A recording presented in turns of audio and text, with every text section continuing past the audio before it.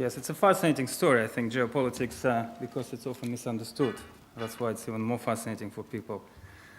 I think that I'll start first by talking about the early 2000s, when we were in a situation of high oil prices and long-term contracts between Gazprom and its customers in Europe, and long-term contracts which were linked to oil prices. And at the time, Europe was, I think, a little bit concerned that it needs to rely on Russia to balance its energy demand, and there was a drive at the European Union level for diversification of supply. And talks about new supply sources, particularly from the Caspian and Central Asia. How does Russia use its position at that particular time? The position of high oil prices, the position of really great influence in terms of gas supplies. So first, it offers sweet deals on gas in exchange for control over transit pipelines in Ukraine, Belarus, and Moldova, and also for some downstream assets or to countries which appear to be friendlier than the others. Also, it uses its control over transit routes from Central Asia to make market access hard for Central Asian producers. At the same time, it starts promoting expensive transit avoidance pipelines, having failed to somewhat reach a mutually acceptable agreement with the transit countries. It started building expensive pipelines which bypass those transit countries. Nord Stream gas through that pipeline is already running, and South Stream to avoid transit through those countries. So what happens subsequently is that, obviously, as you all know, the shale gas revolution in the United States, great excitement about the new gas abundance, and also the result of change of export markets for liquefied natural gas, which was supposed to go to the United States and now is going to Europe. And also this affects the traditional price formula that Gazprom was using in its deals with Europe. And there is a talk about delinking oil prices, so gas prices from oil prices. And buyers seeks price renegotiation, and Gazprom starts losing its market share in Europe because of these new sources of gas. At the same time, one interesting development of this period is that Russia also ends China ends Russia's monopoly in Central Asia by constructing Turkmenistan pipeline from Turkmenistan via Uzbekistan and Kazakhstan to China, which is down there. And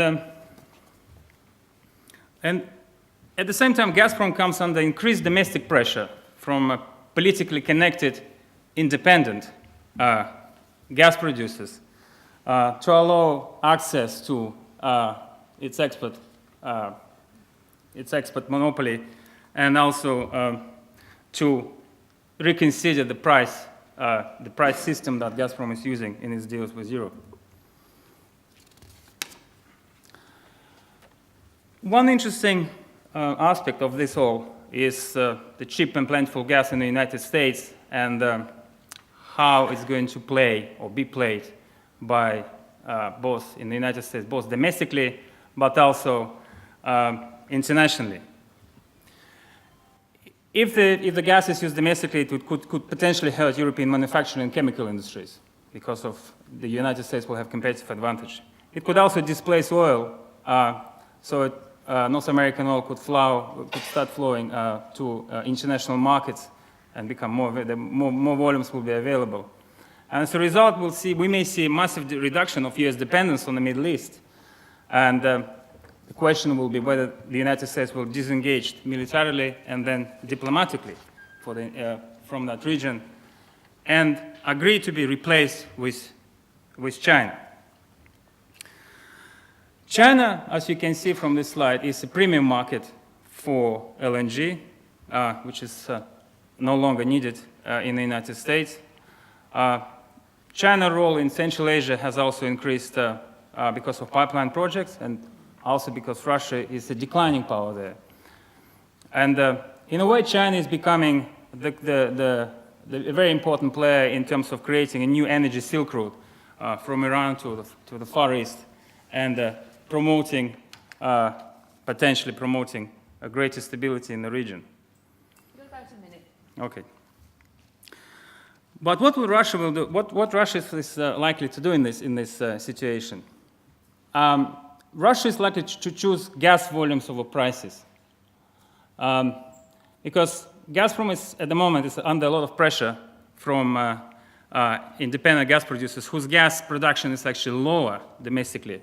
Doesn't cost them as much to produce gas, but also because tax contribution of Russian gas sector is only 3 to 5% when it comes to the Russian budget. What it means is that low gas prices will change the EU energy mix in favor of gas. It will promote economic recovery in Europe and demand as well. But at the same time, it will undermine renewables and LNG. At the same time, another interesting aspect about those transit avoidance pipelines, which I mentioned earlier, is that Russia-backed pipelines, Nord Stream and South Stream, could potentially transport newly increased Russian volumes. They now make sense.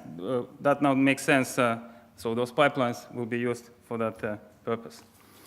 And the final slide and some final points. One final point. The rest you can put in the questions. Okay. Does gas help or hinder making the world a safer place? Obviously, the increased availability of supplies and the increased diversity of sources is a very important factor. And because gas producers are becoming more responsible, being more responsible by this new competition. And producer-consumer relations as a result and mutual dependence will create greater stability. At the same time, some transnational pipelines, such as Turkmenistan, Afghanistan, Pakistan, and India pipeline, could promote as well integration and stability in those regions. But one final point is that the battles will continue, but there will be battles based around markets, routes, regulation, technology, competitive advantage and prices, and environment. And domestic politics will play the key role in that, particularly in the United States and Russia. Thank you. Thank you very much.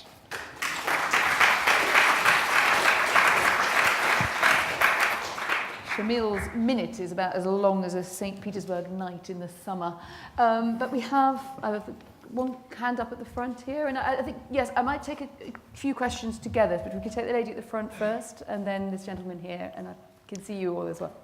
Hi, I'm Katinka Barish from the Center for European Reform.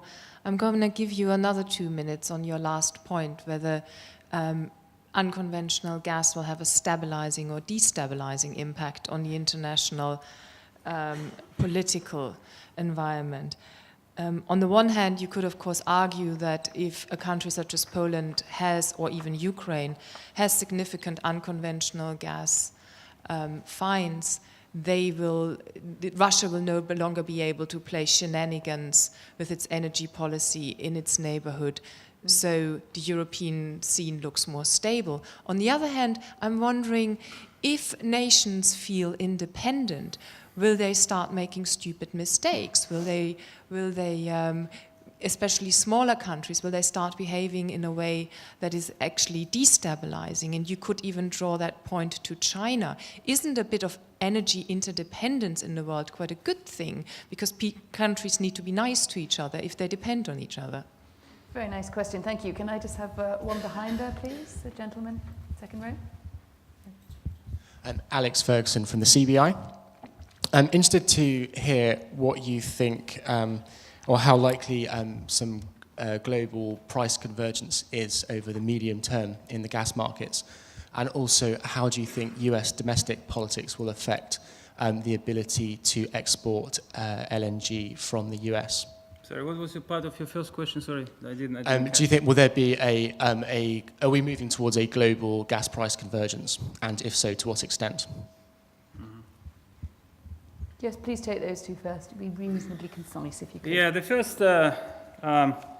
the argument that I think, taking on Katinska's last point about when countries become independent, I think this is something that Russian politicians have always been complaining about, saying that, oh, this is the old Warsaw Bloc mentality, those people hate us, and they're actually creating more problems in a relationship with Europe because they became independent and they're trying to play their own political games and game in international relations. I think that a lot of that will depend on whether there will be actually shale gas development in the foreseeable future in those countries that you mentioned. Because I think that Russians really have the capacity to act quite quickly. And as I said earlier, there is a lot of pressure now, particularly from companies such as Novatek, but also from the Russian oil companies, particularly Rosneft, which is moving into gas business very actively, and could potentially displace Gazprom to a certain degree within Russia, also externally. So I don't know. I think that it's often difficult to make predictions. Your question, is it related to 10 years, 20 years, 30 years, 40 years? When we look at this, another important aspect to remember about all these forecasts, what we're talking about, if you look at the latest, they're talking about 2035, 2040. So we're looking about, 20, 30 years ahead. Look at what we're now in year 1920, 20, 30 years ahead. What has happened in the world? So I think this is an important point, that the world is changing at a very fast pace, and I think that a lot of this forecasts and predictions are just a guide for us to base our decisions. Used to base our decisions on. Could you just move through so you get to the end of the the next question? point. The next point is I'm basically saying that I think it's unlikely that they will play the destabilizing role, simply because I think it will take them quite a while to actually reach that competitive advantage level. Okay. In terms of the gas prices and also U.S. decisions in America, I think it will be. In terms of your last point, your second question, I think it's the U.S. will probably use both gas domestically but also export it. So I think there will be a decision reached which will satisfy all the interested parties in the United States.